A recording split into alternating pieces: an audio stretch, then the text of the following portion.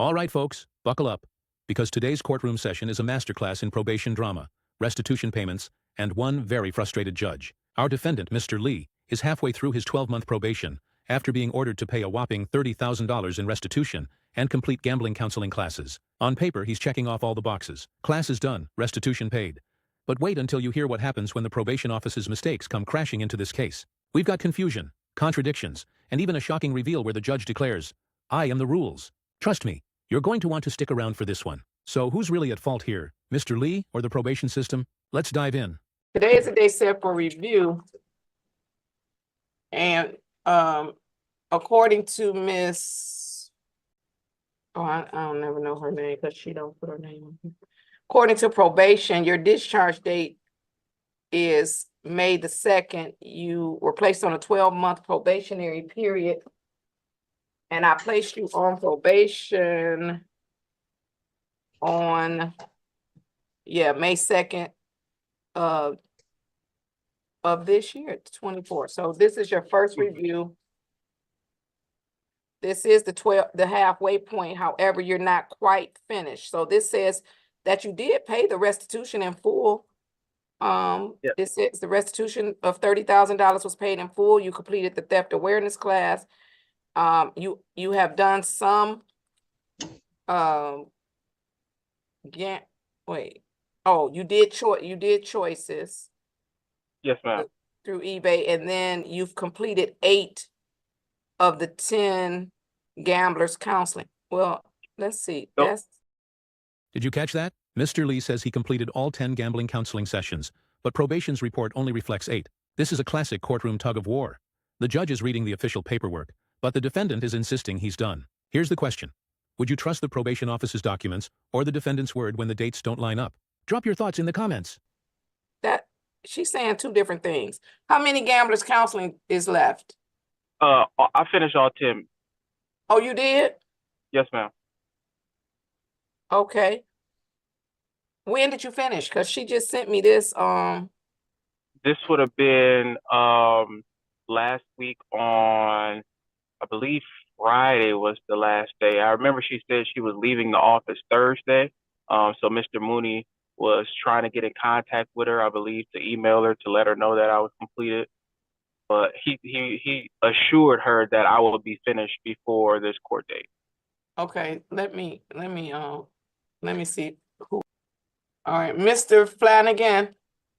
Yes, Your Honor. Can you call Miss Collins in probation and see if she has a... And here comes the big reveal. Mr. Lee still owes $510. The judge isn't panicking, though. She actually offers him more time, even suggesting January or February to wrap it up. Now that's interesting. This shows the court's flexibility when a defendant is clearly making progress. But here's my question for you. Should defendants get this kind of breathing room if they've already paid $30,000, or is every dollar equally important? Update. Well, let me ask this before I have you do that. What about count 2? You owe $510 on count 2. That's the only thing that I haven't completed, Your Honor. Okay. All right. Well, then don't worry about calling her, Mr. Flanagan. So let's do this. How long do you think it'll take for you to complete or pay the $510? I started a new job within 2 days. So my first paycheck within basically 2 weeks, I'll be able to pay it. You gonna give us all your money? I don't know how much the check is. Don't give me saying it's all your money. I mean, it's literally been all my money. So. Right. But I can give you a couple of months if you want a couple of extra months. I can give you a couple of months. I mean, yeah, that will work better. Absolutely.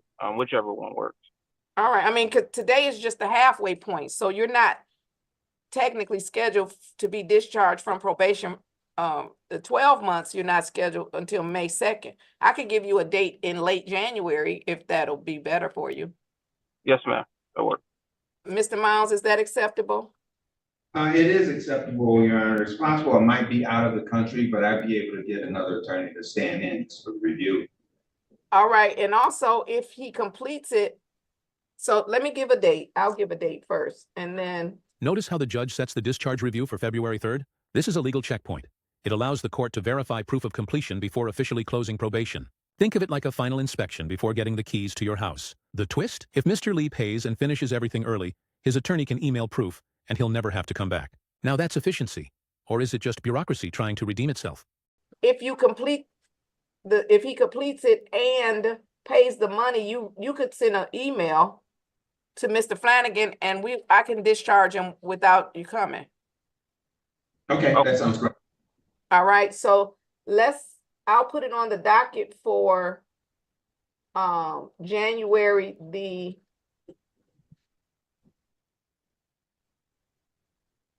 let's put it on the docket for February 3rd, that first Monday in February. I'll put it on the docket for February 3rd. And then that way we could confirm with Ms. Collins that you've completed those classes or the counseling, and then you can pay the $510. If you've done so, counsel, you can just submit an email and I can confirm it with the probation, and then I can discharge them without appearance. So we'll put it on the docket for a discharge. Okay, All right. thank you, Aaron. All right, you're welcome. So February 3rd, Mr. Flanagan, let's put it on the docket for, well, no, not 9:45, because that will denote money. That'll denote money only. Just put it on for the regular time, 10 o'clock, and then we'll see where we are. Excuse me, Bryant. Miss Bryant. Things take a surprising turn. Mr. Lee thought he could have been discharged today. He claims probation told him once classes were done, he was finished. But here's where it gets spicy. The judge reminds him he's actually on non-reporting probation. Translation, he never had to show up every month in the first place. Imagine spending months reporting, stressing, and even drug testing. All because probation gave you the wrong info. Would you be furious in his shoes? So up until this point, I'm still expected to check in regularly and do the normal probation process until January. What do you mean by that? Tell me what do you do? What's the normal probation process? Well, because originally they were telling me that once I came into this review, I could have the potential to be discharged from the probation since I had did all the classes and everything like that. So here, right now, I'm gonna interrupt you, Mr. Lee. You're on a non-reporting probation anyway. So if they've had you reporting monthly, yeah, you didn't have to do that. I said that originally, but they told me that the judge don't make the rules here. That was the quote that they. Who told you that? Oh, hold on. Mr. Flanagan, call Mr. Farmer right now. Call him right now. Ooh, Yes. it's going to be a great day. Call him right now. I need you to tell us who told you that. Call them right now. Matter of fact, you can call Mr. Wade too. Call them right now. Because I'm about to. Yes. I like you, Mr. Lee. I like you. You didn't even mean to tell on them, but you did. Yeah, I didn't. It's Miss Bryson. She's no longer there anymore. That was the former probation officer that I had. Let me make sure they have a meeting with probation. This is gold. Mr. Lee accidentally exposes probation. He casually mentions that a probation officer once told him, "The judge doesn't make the rules. We do." Ouch. That's not just wrong. It's borderline contempt. The judge immediately seizes on it, calls probation leadership, and you can literally see the courtroom energy shift. Here's the engagement question. Was Mr. Lee brave for speaking up or reckless for calling out probation in front of the judge? While you on here, let's make sure they have a meeting with the probation, because if I ever hear somebody say that again, I'm gonna hold them in contempt. Understood. Yeah, but we gonna do this right now. Oh, I'm so excited.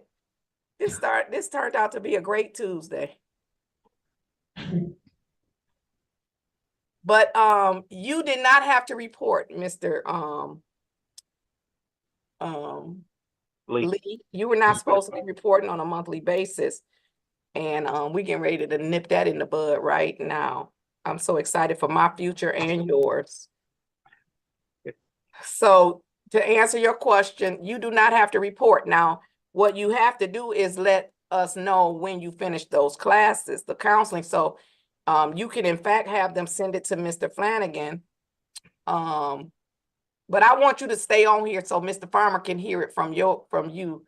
I'm gonna tell him what you said, and then I'm gonna ask you, did you say that in front of the supervisor, so we can make sure that no other probation officer ever tells anybody else that I don't make the rules. I am the rule. I mean, I don't even understand Yeah. yeah. I thought so. I thought The judge is thrilled, not at Mr. Lee, but at catching probation red-handed. She even jokes, I am the rules. But behind the humor is a serious reality. Probation officers don't get to overrule the judge's order. This clip is a fascinating reminder of power dynamics in the courtroom. Do you think probation overstepped by adding rules that weren't there? Or was it just a massive clerical error? And so too. you should have told him that, and then you should have just not shown up. Nothing would have happened to you. Nothing. I just was nervous. I didn't want to get violated. I was just trying to follow the rules. You said Mr. Farmer is logging in right now? Yes, Your Honor. He's not logging in. He must not have been at his computer.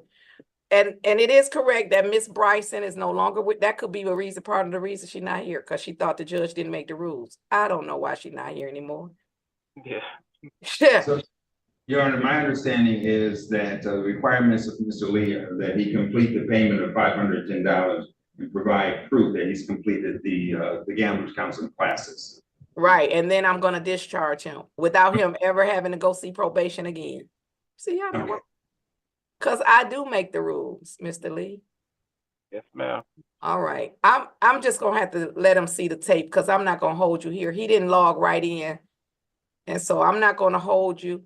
But you don't have to report to them. So I did notice on the register of action there was a report day. Oh, maybe you just had a report day. Yeah, I had one the other day.